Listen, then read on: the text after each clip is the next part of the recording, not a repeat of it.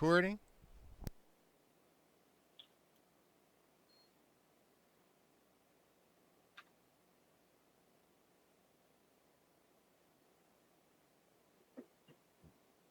Here we are. Let's go. Oh my God. To become a better leader, whether that's in business, in sports, or in life, and you haven't found a book yet to help you get to that game-changing aha moment, well, we have the book for you. Tighten the Lug Nuts, the principles of balanced leadership. Tighten the Lug Nuts will help you get to that game-changing leadership moment. Available on Amazon, Barnes & Noble, and iBooks, or at 360managementservices.com. That's the number 360managementservices.com. Pick up your copy today and start changing your leadership styles. Now it's time for the show.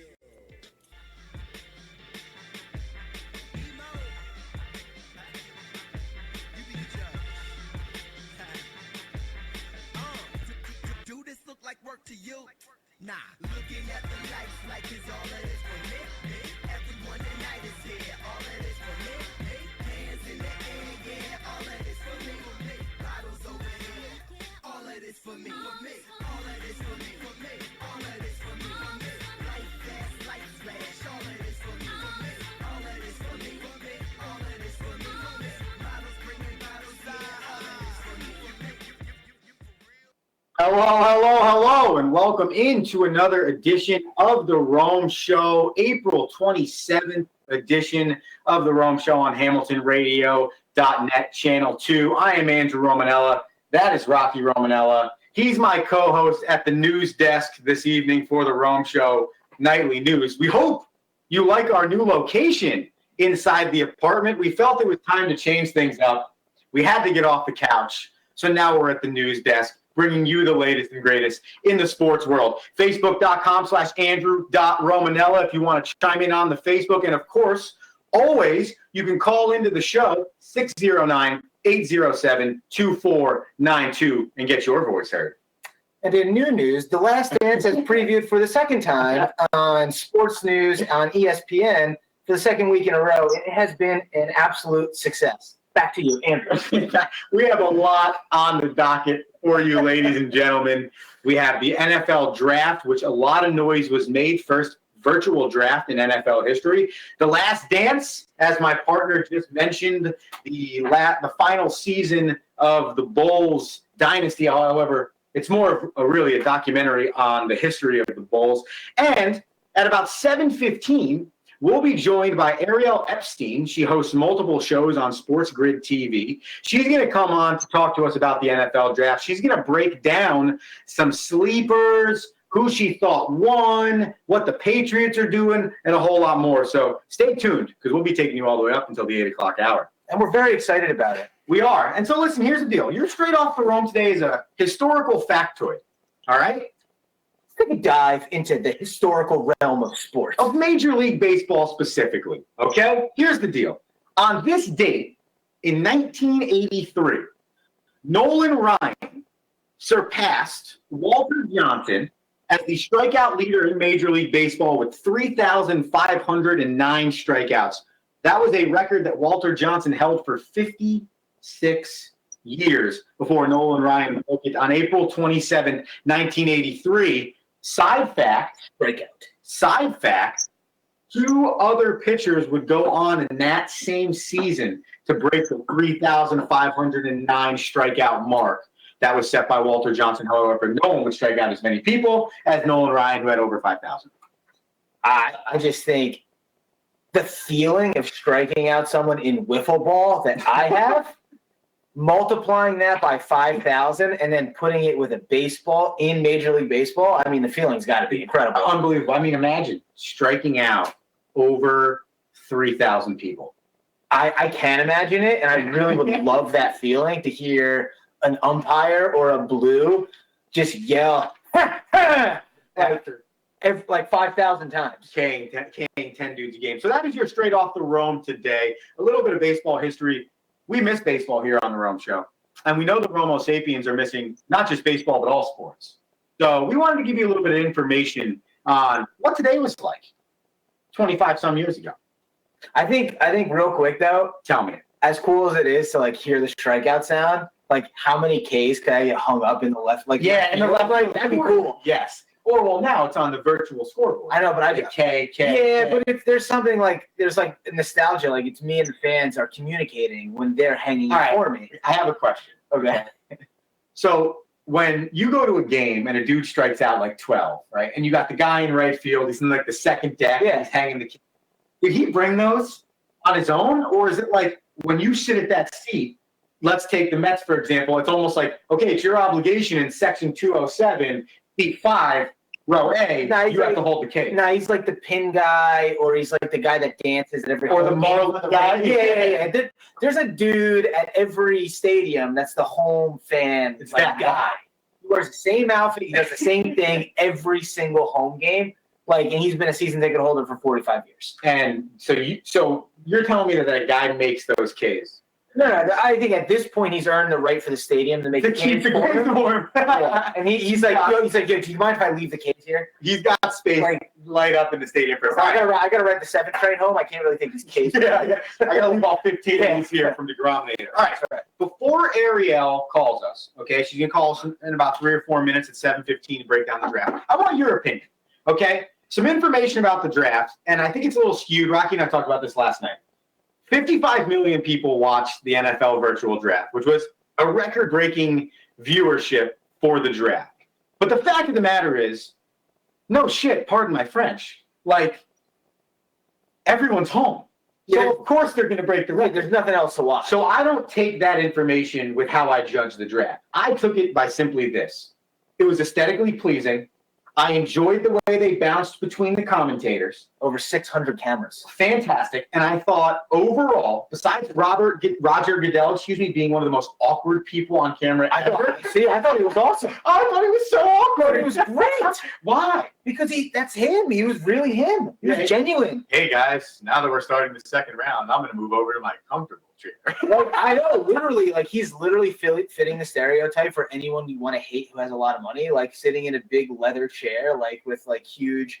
In a downstairs, like all oak Yeah, seriously. spot in Either- Bronxville, New York. That's right. Like the guy's like got a cigar dehumidifier.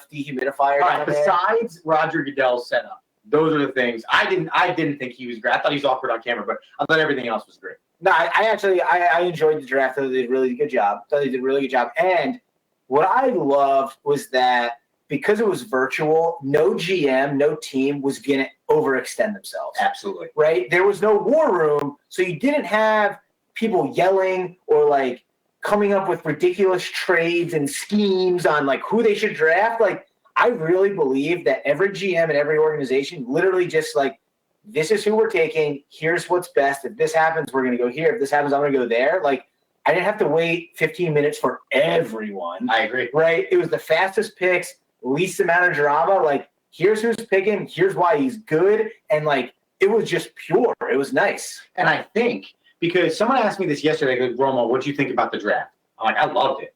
No, like, did you just like loved it? I'm like, no, I loved it from the football standpoint. I thought that besides a few teams, almost every team that I was dissecting going into it, you know, the Dolphins and the Cincinnati Bengals and the Giants and the Jets and some others, did what they needed to do. The Chargers, the Ravens, like, Yeah. I think to your point, when you don't have 15 people in a room, you're not live, the pressure changes, and it's almost like you could take a deep breath and realize what you're doing, which is why I think it leads you to a Jalen Hurts pick from the Eagles, because you're sitting there in the second round and you're going, let's not overthink this. We have an injury-prone quarterback. We have an option to get a guy, probably the best talent guy available in the draft at that exact moment. If you're in the war room at the thing, someone else is yelling, now we need an offensive lineman, or no, we need a DN, now we need a cornerback. When you're the GM by yourself at your house on the phone with the head coach, you're almost like, we got to take it. He's the best available guy in the draft. We got to take this guy. Yeah, listen, I know it's hard for me not to sound like a homer. We all know this. If you've listened to me talk, you know I favor my teams. I do feel bad for Eagles fans. I feel bad for Eagles fans who believe that was a bad pick. I agree 100%. However, from the outside in, from everyone else's perspective, it was a really good, safe pick. Agreed. If Jalen Hurts has to play football next year, You do not need to change your offense. You don't need to change a thing about how you're scheming. You literally take one mobile quarterback and put another one in and hope that he can semi-read the defense as good as Carson Wentz probably can, now being it's his 5th year in the league. And I heard the Eagles GM talk about an hour or two before we went on the show about the pick. And his point was, we have a lot of money invested in Carson Wentz. Our goal is to make Carson Wentz the best possible quarterback he can be. But I also have an obligation to this organization that I need to make sure that we're set for the future. And Jalen Hurts, in my opinion, allows us to get prepared to be set for the future. So just as much as we're thinking about maybe next year, right, and what could happen next year if Carson Wentz gets hurt, short term, yes, but also long term, Jalen Hurts could be somebody that really affects this team. And I forget who I heard talking. You saying you could see him in 10 to 12 plays a game next year as he starts to get comfortable because you use him like a Taysom Hill, who I realized last week I pronounced his name wrong. I called him Peyton Hillis, and then did again today in our pre-show conversation. Taysom Hill of the New Orleans Saints, almost like a better quarterback version of him. See, that's where I'll disagree with you. Really? Yeah, because listen, if you want to get him to protect the injury, that's fine. But if you're going to get him to keep your franchise quarterback on the sideline for, 15% of your plays, that doesn't make any sense. Why is he your franchise quarterback? Is he off the field, though? Because every time Peyton Hillis is on the field, it doesn't necessarily mean Drew Brees isn't. Yeah, but that's the thing. Yeah, but it's a completely different scenario, and Drew Brees is you wouldn't have done this when Drew Brees was in his 5th year. You're right. I think you're right. You're probably right about that. No, I am right. Yeah, but Drew Brees, injury-prone Drew Brees, you might have. Yeah, but that's because he's old now. That's true. All right, well, let's get back to this because Ariel Epstein is on the line. Ariel hosts multiple shows on Sports Grid TV. I highly suggest that at some point during this interview, we're going to have Ariel let you know what her social medias are, and I highly suggest you follow them because not only are you going to get some great sports information, you're also going to get a lot of tips on how you can win some money while you're watching these sports. So, Ariel, thank you for coming on the Rome Show and talking a little bit of the NFL draft for us tonight. Hey, thanks for having me on. I'm excited to be here. So I'm going to start this off easy, Ariel, okay? Just give me your gut, honest opinion of how you felt the first ever NFL virtual draft went. To be honest, I can't sit here and say I watched ESPN's coverage full force because we were doing our own coverage on Sports Grid, which was live and virtual ourselves, which, by the way, went awesome. Anyway, but what I was able to watch on mute on my television as I was doing my own live show, it didn't seem like there were many issues. It seemed as if it was kind of personal and pretty cool to get that inside look into GM's homes, head coaches' homes, the players' homes. I think it kind of humbled the experience the same way that quarantine has humbled all of our lives, which is it made the players remember, hey, like, this is about me and my family and accomplishing the dream that we've all worked towards, because these goals aren't something that just these players do on their own. They had their family backing them the whole time. To watch them have that experience alone in their homes with their family and loved ones was a really humbling feeling, I think, for everyone watching, and I think that people really enjoyed it. It's honestly a great point because we were dissecting this at my own family table yesterday while we were having dinner. Don't worry, less than 6 people. And we were talking about how it was really cool that every single player was with their family in their own home space. And like, once it's over, it's not the crazy hoopla of when you're at the event. You can actually enjoy it with the people that help get you there. So I think that's a fantastic point. Now, speaking of that, a lot of conversation was kind of about Joe Burrow's reaction. And my point to a lot of people, Ariel, was he knew he was being drafted by Cincinnati. So dive into that pick, Joe Burrow's, how you feel his career is going to be, because personally, Ariel, I think he's going to have a fantastic career, and I thought that was the absolute pick Cincinnati had to make. First off, apparently Cincinnati not only sent him a jersey a day or two prior so he could have it while he was drafted, they apparently sent him the playbook already, according to Adam Schefter. So, yeah, no surprise to Joe Burrow that he was going to be drafted by the Cincinnati Bengals. He had it already. Then, in regards to his career, I'm kind of up in the air about how I think Joe Burrow's career is going to go. We've only really seen a full season of him under center at an MVP caliber level, a.k.a. the Heisman. He had so many big playmakers around him. He had a great receiving core. He had a great offensive line. Now let's see how Joe Burrow does behind the worst team in the NFL, hence being the first pick in the draft. His offensive line is not great. The defense is crumbling in Cincinnati. Ultimately it comes down to protection, which Cincinnati struggles with, especially last year. So to see how Joe Burrow acts behind a bottom-of-the-line team instead of a top-of-the-line team is going to be interesting. It's almost like comparing it to Mitch Trubisky. Mitch Trubisky had a great year in Chapel Hill with North Carolina. He brought UNC to a bowl game. The Tar Heels were clearly decimated when he left. Then he didn't have a successful NFL career. Everyone thought maybe Chicago reaching for him could have been a sign that Chicago saw something in him his final year in Chapel Hill because he was successful. Yet where's that success gone after one successful college season? I'm very interested to see how Joe Burrow can continue his success at the next level. Hey, Ariel, it's Rocky. Nice to meet you. I think that's a great point. It's funny, on top of talking about the family stuff, what we were talking about last night was how status in college and draft status really takes a toll on the perception of your career. So Mitch Trubisky playing at UNC, it's kind of okay that his career is going to kind of crumble and maybe he doesn't really become the premier quarterback. But if Joe Burrow writes the same script, then his career is going to be a colossal failure, and he's going to fall into the same category, as some of those others, obviously most notably like Ryan Leaf, as your top 10 draft picks who are ultimately busts. Like, do you think that if he does end up like Mitch Trubisky, it's going to be that big of a failure, or is he going to kind of fall by the wayside because this year's draft was virtual and there wasn't as many eyes on it? I don't think that we can blame the virtual draft for first-round picks. We've seen so much of these players, nonetheless, the Power 5 conferences, that these scouts can't make the excuse that it was the virtual draft's fault. Up until really a pro day, we've seen everything about these players, and to be honest, pro days are overrated for a quarterback at the level of Joe Burrow. These teams don't need that. They know what they're getting already. It's more for the rounds, maybe rounds 3 and later, that I think that you can start blaming scouts. Scouts can start blaming the virtual draft because those are the players that maybe you didn't see enough of. You didn't get to meet face-to-face. You didn't get to see how their technique is. If you're a first-round pick, odds are you have great technique. There's going to be busts, of course.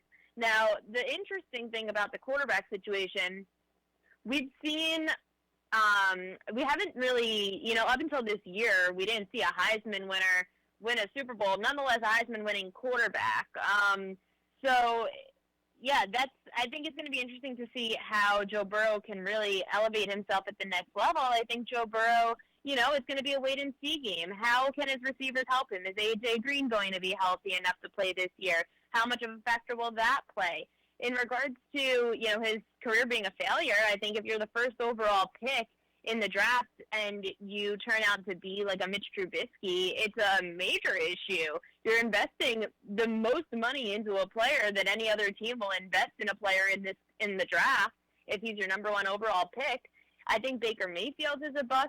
I think if you can't get your team to the playoffs within your first 5 years, then you're a bust as an overall first-round pick. So does that put Jameis Winston in the category of bust? Yeah, I would say so, for sure. You know what? I don't care what your stats say. I don't care if you have the most 32 passing yards picks in the isn't enough to be a NFL. bust. It's the same thing that we saw with Michael Jordan in the documentary last night. Michael Jordan said he didn't care. He didn't want to be the one to win all the individual titles. He wanted to win the main title. He wanted to be an NBA champion. He wanted to be in the same conversation as Larry Bird because he wanted to be a champion. And I think that if Jameis Winston's whole career is going to be because he was like the passing yards leader in the NFL, but he also led the NFL in interceptions every year, and his team ended up being a sub-500 team every year, he's not a success. I mean, you're looking at a guy who's going to be a backup quarterback to Drew Brees on the New Orleans Saints, and in the end isn't going to end up taking over the Saints, I don't think. I don't think he's going to be the next face of the Saints franchise, so I'll have him in as a buffer until they find the next player. I couldn't agree with that more. And when I saw that signing today, I felt like it was a feeble attempt at another Teddy Bridgewater situation, but more or less 100%. the Saints. And Drew Brees is 41. So we got to have a capable backup like every NFL team should. So now, Ariel, let's go here. We're talking to Ariel Epstein, host of multiple TV shows on Sports Grid TV. Got to go check her out. So, Ariel, we also had Tua Tagovailoa and Justin Herbert drafted in the first round. Tua, the 5th pick by my beloved Dolphins, and I have my own opinions on that, which I'll get into later. And Justin Herbert directly after that 6th pick for the Chargers. Now, personally, I think both are great fits, but we just had this conversation about being a top 10 quarterback and how that plays into your career. How do you see, and I know it's a broad question, so you go into it which way you'd like, but how do you see their careers playing out based on the situations they were drafted into? You know, I love Tua Tagovailoa. I think that he's a playmaker. He's a winner. We've seen it multiple times that Tua Tagovailoa has led Alabama to the college football playoff. He's led them to championship games. He's led them to championships. When you have someone who can just make plays, it definitely is it's fun to watch them at the next level. Look at Lamar Jackson on the Baltimore Ravens. He's a playmaker. The Ravens took a chance on him by trading up into the first round of the NFL draft and taking Lamar Jackson at pick number 32. Was it a reach? Maybe. Was it a risk? For sure. He's a playmaker, and he had the right coaching staff around him, which I think is the number one. It's the key to any successful quarterback is their coaching staff, Joe Burrow included. Is he going to be surrounded by a coaching staff that can bring out the best in him? That's why I think, it's going to be interesting for Tua and for Justin Herbert. The thing is, I think I could see Tua Tagovailoa playing a lot earlier than even Justin Herbert can. I think Tyrod Taylor has a lot more flair, playmaking ability. I think he's surrounded by a very strong LA Chargers team. The LA Chargers are built for the playoffs. And they got some key pieces to help them out on defense and offense. I think the Chargers can be built for the playoffs if Tyrod Taylor can be successful. In regards to the Miami Dolphins, I think that you're going to have chance for Tua. I think that they're going to have pressure by the midway point of the season for Tua Tagovailoa to get on the field because Miami's not as strong of an all-around team as the Los Angeles Chargers are. Also, he's accurate. He's confident on the field. He sees the field well. He has experience in the SEC, which I don't care what people say about the fall of the SEC. Look at how many SEC players were drafted, 15 in the first round. There's no downfall to the SEC. As for Justin Herbert, he's going up against top-notch defenses that he has not seen before. The Pac-12 is not the kind of conference you look at in regards to strong defenses. I think Justin Herbert's going to need at least a year to get ready, and the Chargers is the perfect organization. They don't need to worry about changing their system too much for him because he's the same 6'6", 235-pound quarterback that Phillip Rivers was and that every other quarterback is in the NFL that these scouts look out for. He's durable too. So I think ultimately he's just like Phillip Rivers, and there's not going to be much love lost there in LA. Wow. I'm just kind of sitting here thinking about all the stuff that you just said. That was really cool. I want to comment on. So first, I think you're right. Like when I first got a hold of Tua, I think, yes, I was all in. He's a winner, great passer, great vision, competitor. But I for whatever reason, I can't get over his injuries, and I can't get over the fact that he's a lefty. And outside of Steve Young, at Drew Brees, look at Patrick Mahomes, 2 injury-prone quarterbacks in college that everyone was nervous about and wanted to pass up on.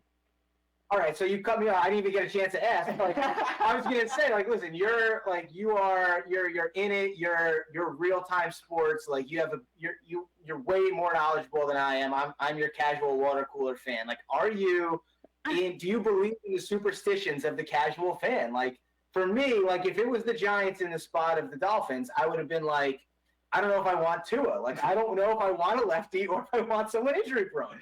Like, is that real analysis in the war room when it comes down to time to pick a player? Well, here's the thing. The Miami Dolphins passed up on Drew Brees twice. They passed up on Brees in 2001 in the draft, and they passed up on Drew Brees in 2005 in free agency. I think that the Miami Dolphins are regretting that decision to this day. They've been looking for a quarterback ever since they passed up on Drew Brees twice. It was time for the Dolphins to make a change at who they're looking at the quarterback position. Josh Rosen clearly wasn't the answer. Any quarterback in the past hasn't been the answer. Hey, let's try to find the quarterback that is very different than the mold we've been trying to fill. I think, I'm a Ravens fan, so when I talk about Lamar Jackson, I could speak about it from personal fan experience. When Lamar Jackson was drafted by the Baltimore Ravens a couple of years ago, I was so nervous. I watched Lamar Jackson play when I worked in North Carolina. I watched him play for Louisville when they came to play NC State. I saw that he was quick on his feet, but he made poor decisions. He threw, I think, 5 interceptions in the game I watched him in. And even though, he's a Heisman winner and he's really quick, I was really nervous about his ability to stay healthy at the NFL level because of how mobile he was. I wanted to make sure that he wasn't like a Cam Newton who just ran for his life and didn't care if he got hurt and made stupid decisions on the field because he just wanted to make the next play. Then you watch him be surrounded by a coaching staff that was really good with him. They made Lamar Jackson always run to the outside so he could run out of bounds and not get hit until the end of the season, which was another story. But, the coaching staff was the right fit for Lamar Jackson. And I think that if Tua Tagovailoa and the Miami Dolphins coaching staff can mesh well together, then I think he's going to have a successful career. I just think it was time for the Miami Dolphins to finally change up that mindset of being stuck with the same quarterback like a Justin Herbert. Justin Herbert's the safe bet. Tua Tagovailoa is for sure the risk. But why not take the risk when you were on the path to being a winless team last year? Yeah, you're either starting Ryan Fitzpatrick or you're taking the risk on a Tua Tagovailoa, but also getting the fans excited. And we're talking to Ariel Epstein, Sports Grid TV. And Ariel, this is my favorite show of all time because we have a chance to talk about the Miami Dolphins. And I do think it warrants a note that their draft was fantastic. And I thought they did a really good job of filling other holes as well. Apart from the Dolphins, who else did you feel in this NFL draft maybe hit the holes they needed to hit? And honestly, you just mentioned your beloved Ravens, but I would agree with them having one of the top 3 drafts based on what they needed as well. Oh, the Baltimore Ravens. I was going to not be a homer again and talk about the Ravens, but on my own show, I really try to not be biased towards them, and I try to actually talk less about the Ravens, which was, of course, very tough to do this past 14-2 season. I'm not used to having a season like this. But I usually try to stay away from being any kind of homer. I think the Ravens did an awesome job with the draft. Eric DeCosta nailed every pick, between Patrick Queen being the linebacker taken with the first pick for the Ravens, then J.K. Dobbins, the Ohio State running back, the next best on the board, and they snag him. He's going to be a huge playmaker for the Ravens, catching balls out of the backfield. Mark Ingram also in the backfield with him. I think it's great to take the load off of Ingram. And Devin Duvernay and Malik Harrison, 2 other great pickups, a wide receiver and a linebacker. So, yeah, I think the Ravens did a great job. In regards to some other teams, I think that the Bills did a great job with the very little amount of draft picks that they had, because with Stephon Diggs, in the Stephon Diggs trade, they lost some draft picks, so they didn't even pick until the 54th overall pick, the Bills. They took the Iowa defensive end, A.J. Epineza, who I think could have even been a first-round pick. The Bills also took a running back, Zach Moss, out of Utah. He was a solid selection because Devin Singletary back there for the Bills. It helps to even out the load, and you can do more with your offense by having him there.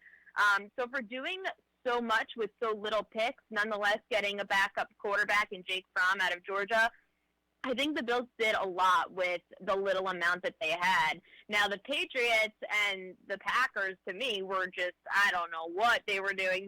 The Patriots, whoever knows what they're doing, they pick their first pick in the draft is out of Lenoir-Rhyne, which is like a D2 school. They always find nobodies out of these small schools that they make into somebodies. But the Green Bay Packers were drafting for the year 2025. I mean, they were not drafting for the year 2020, which is pretty sad to see when you were one win away from going to the Super Bowl, yet you don't give your Pro Bowl quarterback, nonetheless Hall of Fame quarterback, Aaron Rodgers, any weapons to utilize. In fact, his wide receiver, Devontae Adams, has had double the amount of receptions of any wide receiver on the Packers in back-to-back seasons. So it's just a very confusing situation if you're a Packers fan. However, I would say that Baltimore, I would say that Buffalo, Denver, even Dallas, those are some of the top teams that I had for drafting for sure. Yeah, I agree. And I was thinking about the DD pick for Dallas and the speed that they had. But it also just plays into the fact that this was such a wide receiver deep draft. And I couldn't agree more with you on the Packers. And then, Ariel, I also put the New York Jets in that category because I'm looking at the weapons that Sam Darnold has. All right, he's got Le'Veon Bell. They don't have Robbie Anderson anymore. Who else is he throwing the football to? And I thought for them to draft one wide receiver, for the Packers not to draft any, looking at two teams that you have quarterbacks that you believe can help you win a championship, how are you not addressing the weapons needs? And then, like you said, obviously for the Packers to draft a quarterback, but that blew my mind. So on the flip side of teams that I felt like really didn't have a great day, I throw the Jets in that category as well.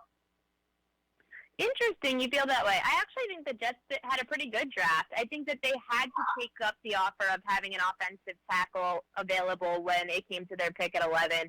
Mekhi Becton is supposed to be a great offensive lineman. Then they were able to actually get a wide receiver in Baylor, Denzel Mims. Mims was supposed to be a first-round pick, yet the Jets were smart enough to know that after their 11th pick, they were able to trade back with their second pick and still get not only more draft capital later on, they were able to still get a wide receiver who was slated to be a first-round wide receiver in Denzel Mims. I think that, Mims might not be one of the top 4 wide receivers on the board.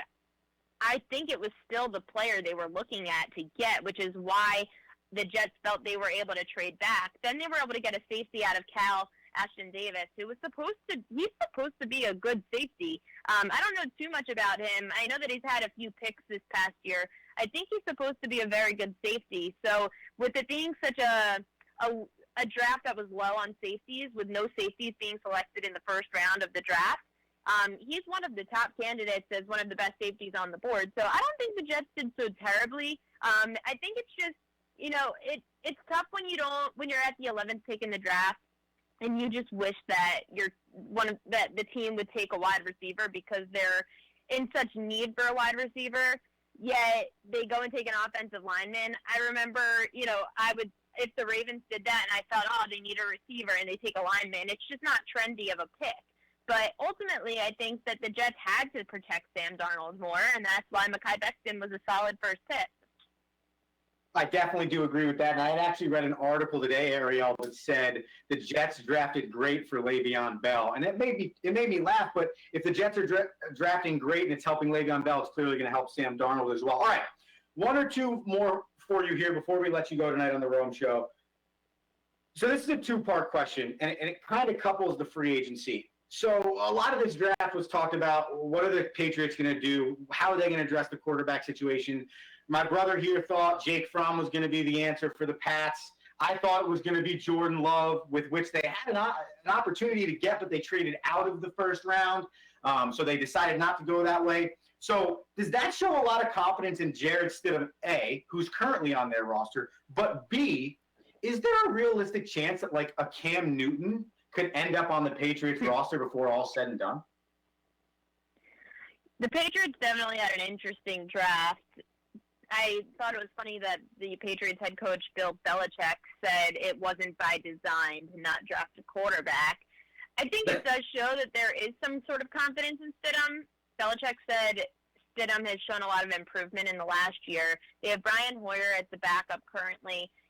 I would be surprised if it's Cam Newton that goes to the Patriots. I know that the odds right now are indicating that he is at -190, meaning he's favored to go to New England. I don't know why that's the case, because I don't see Bill Belichick and Cam Newton getting along well at all. I covered Cam Newton for 3 years. If it wasn't for Ron Rivera, I think Cam would have gotten himself into a lot more trouble. A coach like Cam Newton, Ron Rivera was just really good at keeping Cam level-headed and down a straight and narrow path. In regards to the Patriots taking a quarterback, though, I think that they do need one. Maybe they're waiting for next year. Maybe they just weren't overly in love with someone this year. I can't say that Jarrett Stidham's not the right guy yet, because we haven't seen him. What do I know? Maybe Bill Belichick has seen a lot more out of him than I have since his days in Auburn. As of now, I think it's interesting to think that the Patriots could go with someone like Jarrett Stidham, who wasn't highly touted coming out of school, yet neither was Tom Brady, who was taken in the 6th round of his draft out of Michigan. Bill Belichick can do some magical things. I couldn't agree more. All right, Ariel, before we let you go, can you please let the people now, just to let you in, all right, on the Rome Show, we refer to our fans as Romo Sapiens, okay? It's something one of our fans came up with. We've kind of rolled with it since. So if the Romo Sapiens want to follow you after this fantastic interview, where can they find you? So on Twitter, you can find me at Ariel Epstein, and on Instagram, you can find me at Ariel Epstein or Ari Epst, ARIEPST. Those are the 2 places that I am definitely on the most. Well, Ariel, I can't thank you enough for your time tonight. You dropped a lot of NFL knowledge for us, which we need on this show. And I hope you know that you are more than welcome back anytime, and I hope we can do this again. Thank you. Definitely. Thanks for having me. And let me know the next time you're on we'll reconnect. Perfect. You're the bomb. I appreciate it, Ariel. Thanks, Ariel. And that was Ariel Epstein, host of multiple shows on Sports Grid TV. And I'm telling you, and she referenced it, she kind of threw it in there late, but some of what they do on Sports Grid, a lot of what they do on Sports Grid is helping you place your bets if you are a sports gambler or somebody that wants to make a little bit of money on the sports. So not only are you going to get the knowledge that she dropped like she just did right there, but you also have the opportunity to maybe win some coin when you're listening to Sports Grid TV. I suggest everybody go follow Ariel Epstein on Instagram and Twitter. Hey, Andrew Romanella, Rocky Romanella, this is the Rome Show. We are going to take a quick break, pay some bills right now. On the Rome Show, we'll come back with our Ariel breakdown on the NFL Draft. Plus, we're going to talk a little bit of Last Dance, and we'll take your calls, 609-807-2492. This is the Rome Show. We'll be right back. Are you looking to become a better leader, whether that's in business, in sports, or in life, and you haven't found a book yet to help you get to that game-changing aha moment? Well, we have the book for you. Tighten the Lug Nuts, the principles of balanced leadership. Tighten the Lug Nuts will help you get to that game-changing leadership moment. Available on Amazon, Barnes & Noble, and iBooks, or at 360managementservices.com. That's the number 360managementservices.com. Pick up your copy today and start changing your leadership styles. I was originally. All right, welcome back into the Rome Show here, April 27th, 2020. It is 7:44 here at the Rome Show news desk in Morristown, New Jersey. I am Andrew Romanella.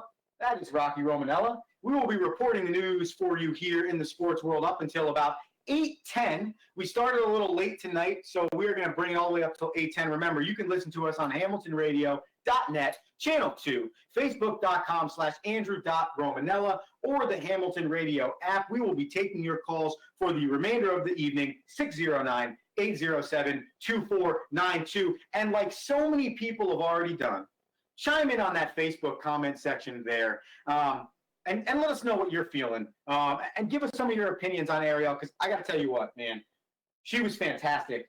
And she dropped a lot of great information on this draft. And I thought really kind of, especially from a quarterback standpoint, because that's where we started, and that's the highest talked about position in any draft, really kind of gave some great insight on the Tua Tagovailoa versus Justin Herbert, when they can start, and love and to our father's love, a little bit of thought on Joe Burrow's one-year success at the college level. Does that translate to not as much success at the NFL level? Yeah, no, and I like that she really hit home on the fact that, at the end of the day, it doesn't matter how good you are in college. If you don't have a coaching staff that knows how to make you good or help you get good in the pros, like, you pretty much, it doesn't matter, right? And I think even Joe Montana says it all the time. Like, if I didn't go to the San Francisco 49ers, I wouldn't have been. I'm probably not going to be a Hall of Famer. 100%. And you could say, I think that's the argument that a lot of people bring up about Tom Brady is, hey, listen, if Tom Brady ends up on the Browns, or if Tom Brady ends up in anywhere else in the league without Bill Belichick behind Drew Bledsoe, is it different? Is Aaron Rodgers without sitting behind Brett Favre for 3 years? I don't know, but she said that at least 2 to 3 times in all of her takes on each of the quarterbacks where, at the end of the day, she was like, listen, I can use all my sports knowledge and all my analytics. If they don't have a coaching staff behind them that's going to put them in a position to win, they're not going to do much anyway. 100%. And on top of that, I really do think, and you brought this up to her, and she touched on it as well, the draft position does matter. Yeah. Like, it really does. Like, you're going to think of Bryce Love differently, Jordan Love differently, then you're going to think about a Tua Tagovailoa simply because Love was drafted with the 20-whatever pick, and Tua was the 5th pick. That's right. It matters, and it's going to determine. But I found it interesting. The last point that really stuck out big time, though, was that you could consider Jameis Winston's career a bust. At this point, Even though he started like 80 freaking games, right, or whatever, 50 games, based on the statistics and the winning and the losing, you could make the argument. it's been up and down. It hasn't been consistent. It's been kind of all over the place. And you know what? He's not with the team that drafted him anymore.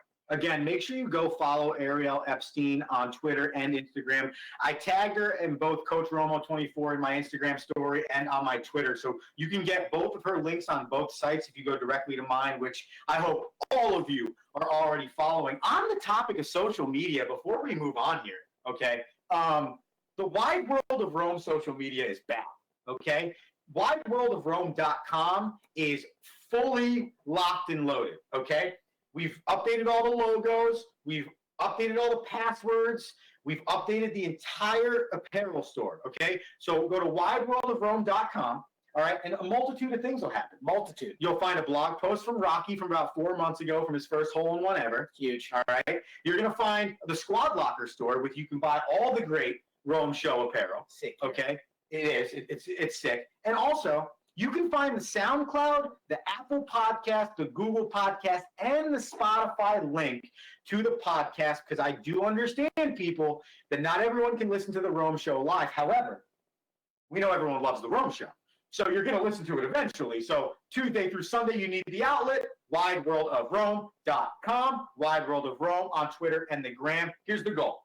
Go follow it for me, okay? Because eventually we'd like to shift my own personal Instagram right onto the Wide World of Rome. We could run it all through there. So follow the Wide World of Rome on Twitter and the Gram. Speaking of which, here are our quick NFL write-ins before we get into The Last Dance. Let's do it. I know we're excited about talking about that documentary. All right?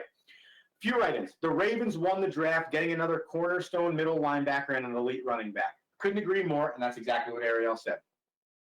Eagles draft Hurts to use like Hill from the Saints, or are they concerned about Wentz's health? Health. I think it's both. I think it's health. It's only health. I think it's 80% health, 20% the dude can be used. 99% health. Agree to disagree. The G-men. I think people were excited about their draft. I'm excited about the G-men. Great offensive linemen. Love it. I think they have a good core to build around I got my Giants hip-up jacket over there. Daniel Jones. Andy Reid knows what he's doing. Mark my words. They drafted Edward Sinclair, the running back out of LSU. Speedster, adds to their weapon tree. Yeah, I think he does know what he's doing. He's won a Super Bowl. Panthers taking all defensive players. Not surprising. They Signed Teddy Bridgewater, so they have a quarterback. I mean, listen, the Panthers for the last 5 years have had a monster defense. You don't want to lose that. I agree. All right, we have a caller on the line. Ruben writes in, this is Rob. I believe I know what Rob this is. Rob DeToma, thank you for joining the Rome Show. What do you got for us tonight? Rome, what's going on, man? How are we? Did you enjoy Ariel's takes on the New York Jetropolitans draft? I thought the best part was when she put you in your place, as you, as the typical non-Jet fan, tried to say the draft wasn't good because they did the unsexy thing of taking a tackle. But I think they did great. So, are you excited about where the Jets are headed? No, you can never really be excited as a Jet fan, but, you know, you get that false hope every year. But I think they did well in the draft. I thought they had a plan, and they stuck to it. Very nice. So, overall, how'd you feel about it? Because I know that you can give me – we've talked a lot of football on this show together before. And we, both Rocky and I, when we started the show, said, Rob, we felt like the NFL dominated the virtual draft. And for those that watched the majority of it, which I was one of them, I thoroughly enjoyed the entire thing. I thought, I mean, I guess we're in a time of desperation, so anything would have been good. But I honestly came out of there saying I loved getting the inside look into people's homes and watching the reaction of the coach. And, you know, I'm a coach guy, a GM guy, so I really enjoyed their interactions and kind of the raw emotions of them more so than the players. But I'd be fine if it stayed in that kind of setup moving forward. I thought it was great. Yeah, I did. I honestly didn't mind either. What else you got for us tonight, man? Oh, we watching Jordan, or what have you guys been doing? You guys been watching The Last Dance or what? Perfect person to call for this segue because we were just about to get into The Last Dance. And honestly, Rob, I freaking love it, man. I think the first 4 episodes have been fantastic.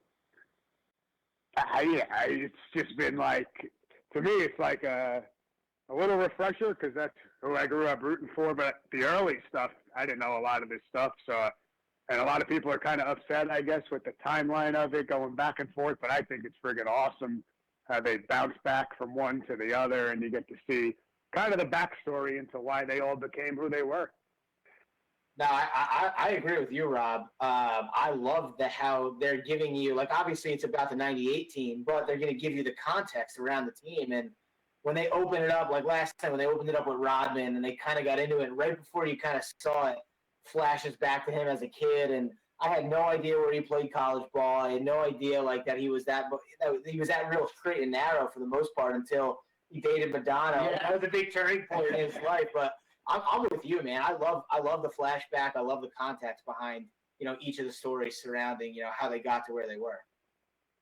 Yeah, I really never knew we had Madonna and the movie Demolition Man to blame for the whole persona that Dennis Rodman became, according to last night's episode.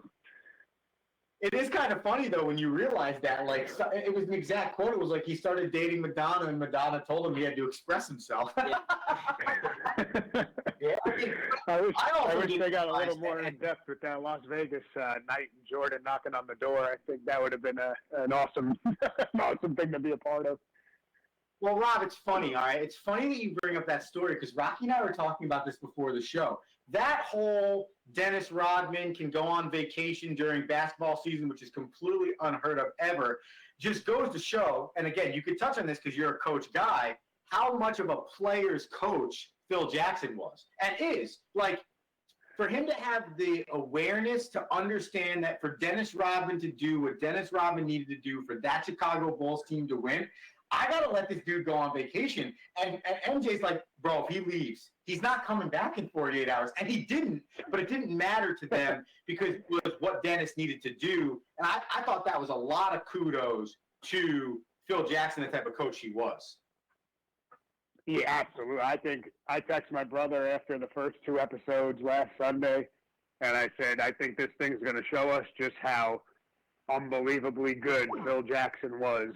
And it's not X's and O's, and they tried to make a big thing about the triangle offense last night. This is just dealing with mega personalities, and I really, like you're saying, who would allow, think of one of your players, I want to take a week off in the middle of the season because, I just want to go party. And, I think Phil's background and, last night they got into how he, all his backstory and the craziness that was Phil Jackson, but I think it was perfect for the group. And I really do think it goes to show just how much winning meant to Pippen and Jordan and Phil. Like, they knew they're willing, they were willing to pay the price to win. And sometimes the price was letting a guy go to Vegas for 48 hours, but they just knew what it took to win. I think that's what we're taking out of this the most. Yeah, and I like it. It's like, Phil just had that perspective to kind of listen, and I like that he got Jordan and Pippen involved in the conversation, knowing how important they were to the decision making, to the team. It's almost as if, man, if Jerry Krause had the same ability to handle the personalities that Phil Jackson had, maybe he keeps them together and he knows how to move on beyond not getting credit for putting them together. Like maybe he's not ostracized for being like this fat, awkward guy in the corner, but if he can handle the personalities, maybe he keeps them together. Absolutely. Krause is just the prime example of he could be a psychological test all to himself. I mean, that's all his issues. I mean, and you got to give him credit for his actual body of work up until it fell apart, because he put how many guys have the guts to fire Doug Collins, taking the team to the Eastern Conference Finals. And I think the biggest thing for the organization was, if you notice, each guy, I would say up until 97 with Krause, but each time they all went to Jordan first to see, even if they had it in their mind that we were going to let Rodman go on this vacation, they always ran it by Jordan. They ran every move by Jordan. I think that's the partnership, especially in the NBA, that the coach and ownership needs to have with its star player. You got to make the star involved, and I think you need that kind of with the coach quarterback in the NFL. Owner, coach, quarterback, it's the same thing. I think that's been the breakdown in Green Bay. You got a star like Aaron Rodgers, and somehow Mike McCarthy and him couldn't get along. There's a lot to be said for the coach and the front office who empowers the star at the same time as coaching them and make it more of a partnership. I couldn't agree more. And also, and we've had this conversation. So, Rob, before I let you go on the phone, I want you to answer this, right?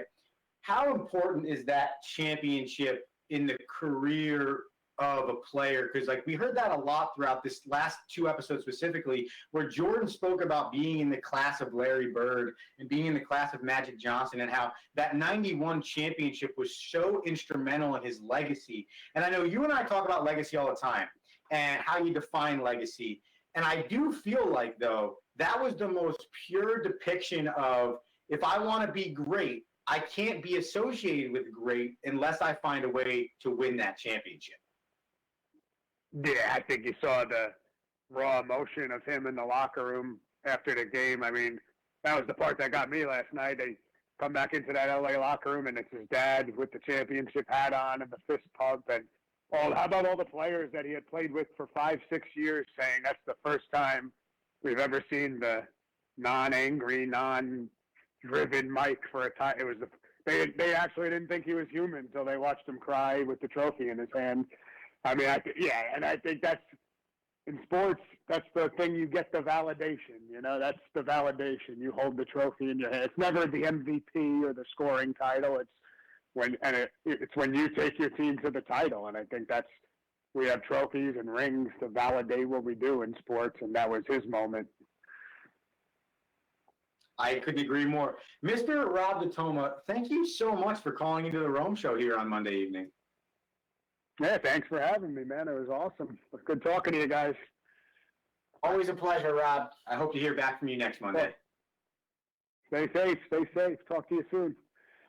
You too, sir. That's Rob DeToma. Now, we've had Rob on this show multiple times, and I think every time he brings a really good perspective to the show. And we had talked earlier about getting him on the show for a little bit to talk about the Last Dance documentary, and I love Rob's opinion on it because he comes from the coaching mindset. He's the head baseball coach at Fairleigh Dickinson University Metropolitan, and he always talks about great coaching and how he loves dissecting great coaching. So that to me is fun. All right, we have another caller on the line. Caller, please give me your name and why are you calling? Rocky, Andrew, it's Logan Adams. Wanted to get insight for The Last Chance. Logan! What's up, bro? What's going on, guys?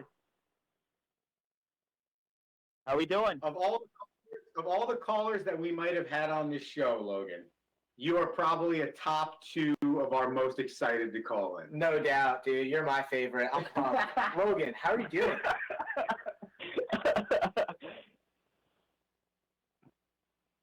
So, give us your take, dude. Give us your take on The Last Dance.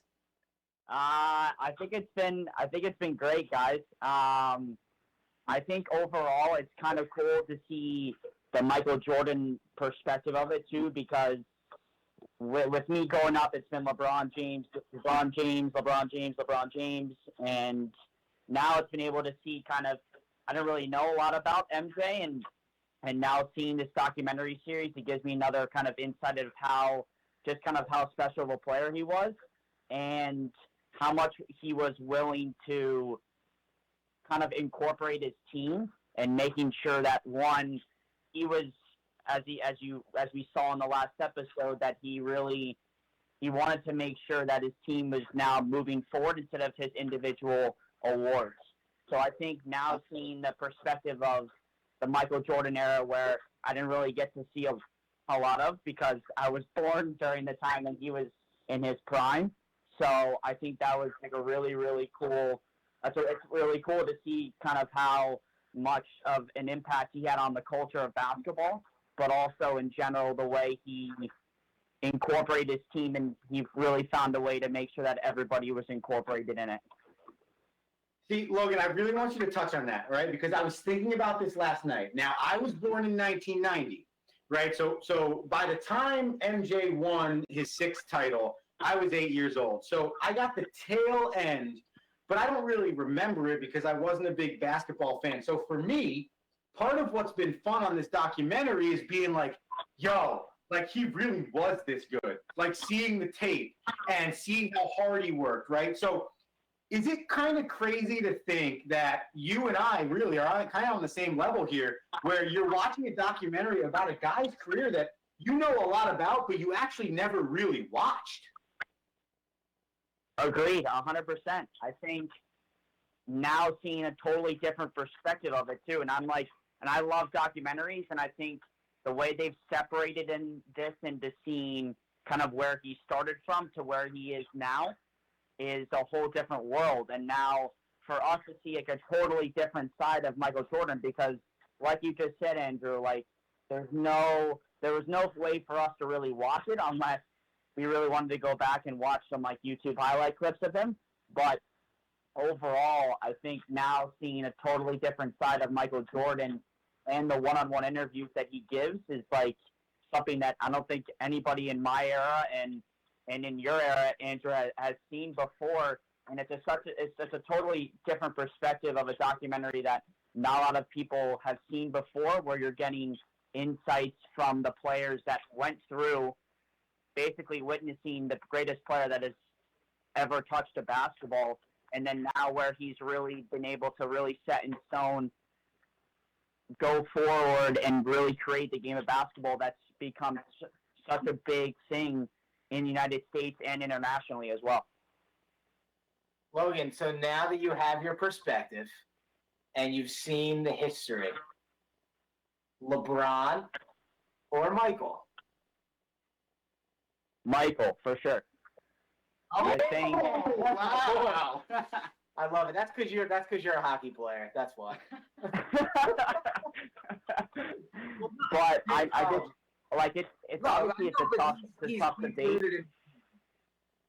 because obviously LeBron has done everything he could to make sure that he has obviously progressed into one of the greatest of all time. Also, I just think with Michael being able to, obviously the dynasty that he built in Chicago, I maybe it would have been a different answer if LeBron stayed at one team and maybe he did the same thing that Michael did. I just think that Michael was too special of a player to be able to win 6 championships in a row is unlike anybody has ever seen. So I think if LeBron may have did the same thing that Michael did, that could have been a different story. 100%. Logan Adams, I can't thank you enough for calling you to the Rome Show. I hope we can make this a semi to every weekly phone call. Yo, tell your family we said hi. Of course, I will. Make sure you guys send my regards to you guys as well. Big fan of the show. Love what you guys are doing. We appreciate you, Logan. Thanks, we will. Log. Thanks so much, man. Love it. Have a good night, guys. You too. All right, I got 3 things. Okay, the first one is we have about 5 minutes left in this show. That's the first thing. Okay. The second thing is, I say we came into today planning on having a Rocks review on Entourage. Yeah, I think the people gave us our Rocks review no doubt. on The Last Dance. Okay. Third thing, can you please explain to the Romo Sapiens, Logan Adams, and that relationship? So Logan Adams is the MVP of youth sports in all of America. Logan was. So how do we know Logan? So Logan's father was my mentor at boarding school. Yes. Tommy, which is father away from home when I was away from school, when I was away from home at 15, 16 years old, which is awesome. But Logan was 7th, 8th, and 9th grade, or 6th, 7th, and 8th grade when I first met him. And that kid could play any sport with any of the high school kids on campus. He would skate with us at hockey practice. He would play lacrosse with every single person on campus. He was So how old was he when you were in high school? 6th, 7th, 8th grade. Wow. That's what he was. Yeah, and Griffin was just born, and it was just a great time. I mean, the whole family kind of took me in, and That's crazy. I'm always indebted to the Adams. I love them. Have Logan call into the show with us. All right. Well, I guess we have another caller on the line. So Ruben, put him through. Caller, what is your name and what do you got for the Rome show tonight? What do you say? Leave your name. Hello? Hello. Hello? Who's calling? Hello? Hello. You're on the Rome show live. What's your name and what are you calling for? This is Gil Terenzi, and I'm calling about the draft. Gil, how are we, sir? How you doing? Well, I'm good. How are you? What do you got? I can't hear you. You're going in and out. I don't know why. Oh, my God. Gil, what do you got for the draft, bro? Come on. What do I got for the draft? Well, congratulations. You had a great draft. Your team got what they needed. Yeah. And they got even that guy Noah, which is a hell of a defensive back. It's going back and forth. It's going in and out. I can't hear the hell you. You can't do that? You might have to hang up and try calling it back. All right. Okay. Yeah. Bye-bye. That is fantastic. A plethora of callers this evening. Just I appreciate this from the Romo Sapiens, understanding that the phone number 609-807-2492 has been live. We should probably thank Ariel, because obviously her breakdown of the draft got people fired up. All right. Well, while we wait for Gil to call back, as we wrap up this show, okay, we started a segment last week called Rocks Reviews. All right. We came into today. The goal was to review Entourage. Yeah. We're going to push that to next week's show. That's fine. Maybe I'll have something new for him. Give me your final thoughts, because we've had some good back and forth with some fans about The Last Dance. Yeah. I have one final thought. I want yours. Go ahead. I love the genuineness of every interview. I don't think one person in The Last Dance is held back. I think that they've done a really good job timeline-wise. Like, I agree with Rob. I like the flashback. I like the present, and then give me the context around each player. I like how they're taking the time on each player who was a part of, really their big three at the time. I like that they're taking the time to give every person their due. And I think the fact that Michael's response on each of the people has been as genuine and as team felt as it is just another layer of excellence to his airness. Michael Jordan being the greatest of all time. And, I get the negative around his competitive nature, but as you can see in his old age, It's all meant to be positive. and in his perspective, I don't see someone who was like doing it in a negative sense. I believe it was someone, hey, that's your teammate trying to make your teammates better. Just wants to make you better, and That's it. greatness wants to pull greatness out of other people. All right. Gil, are we back on the line and full connection clear? Yeah, we're back. I'm here. What do you got for us on the NFL draft? Congratulations, guys. Just wanted to see, watch your show a little bit and see how you're doing, and I get your take on the draft. Yeah, so it sounds like you like what the Giants did. What'd you say? I'm sorry, I missed it. I said it sounds like you love what the Giants did in the draft, Gil. Yeah, the Giants did. I thought the Giants did really well. I even think the Jets did well. I mean, if you look at the Jets now, the Giants, the last 3 years, they picked up a great running back, a quarterback, and a big-time lineman. If you get those three players, to perform up to their best, you're going to be okay for the future, I would assume.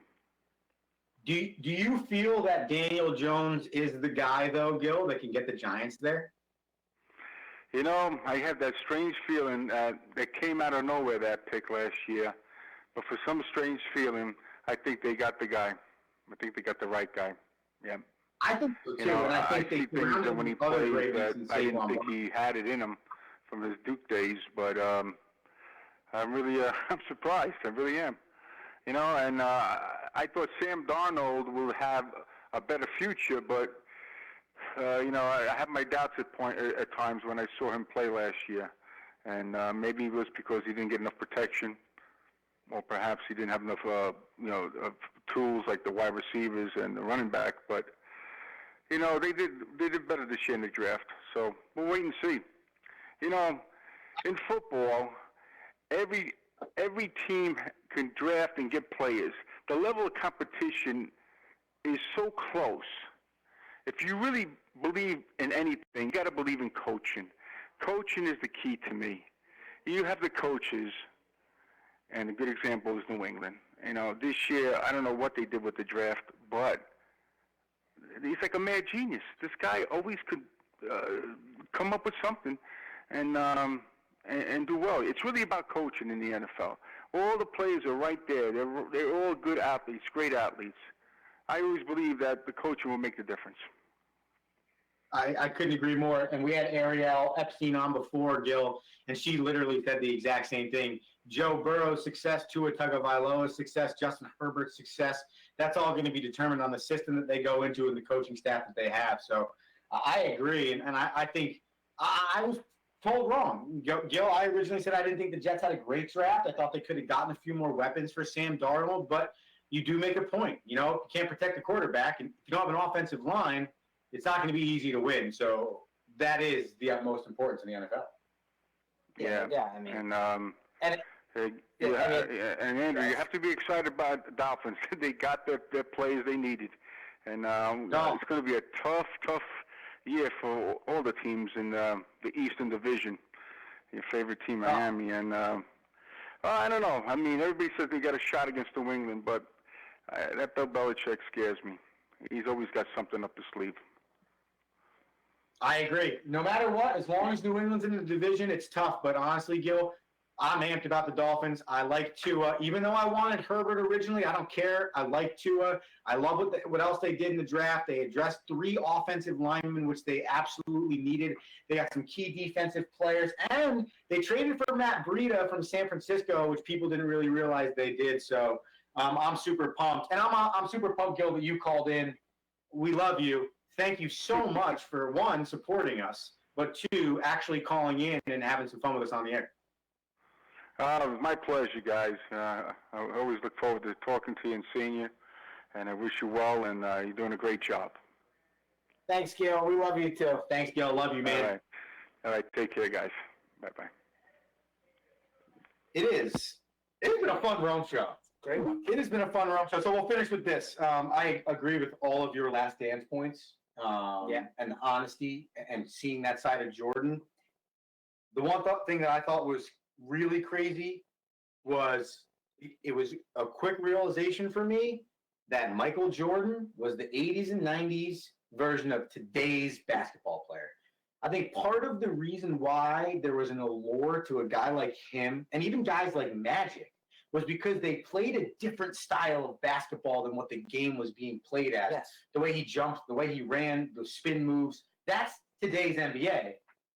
And in the 80s and 90s. That is what makes you the greatest of all time. Of all time. Because you move the game forward. Because everyone else because everyone else has to get as good as you. Yes. I'm just talking to all the runners. So that is the Rome Show for April 27th, 2020. Thank you very much to Ariel Epstein, to Rob, to Logan, to Gil for calling in at 609-807-2492. Thank you to everybody on the Facebook. We had a bunch of Facebook comments tonight. That was super fun to see and super fun to go through. Thank you to Ruben, our producer. Thank you to Hamilton Radio. Just thank you to the Romo Sapiens, because without you, the show is not possible. We will return next week, Monday, 7 p.m. Stay tuned. Remember, follow at Wide World of Rome on Twitter and Instagram. Head to wideworldofrome.com for everything you need about the Rome Show and more. I'm Andrew Romanella. That's Rocky Romanella. We make up the Rome Show, and we are out. To become a better leader, whether that's in business, in sports, or in life, and you haven't found a book yet to help you get to that game-changing aha moment, well, we have the book for you. Tighten the Lug Nuts, the principles of balanced leadership. Tighten the Lug Nuts will help you get to that game-changing leadership moment. Available on Amazon, Barnes & Noble, and iBooks, or at 360managementservices.com. That's the number 360managementservices.com. Pick up your copy today and start changing your leadership styles.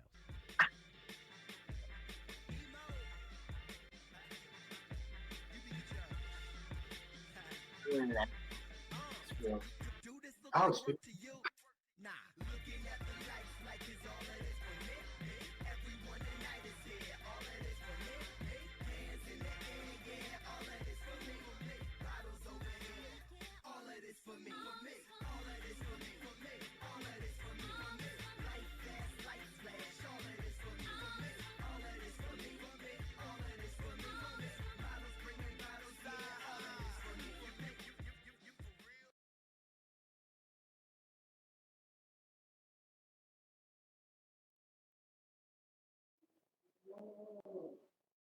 Set shares. That's what I don't get. Yeah, but like all these people might not be sharing it, but they're tuning in to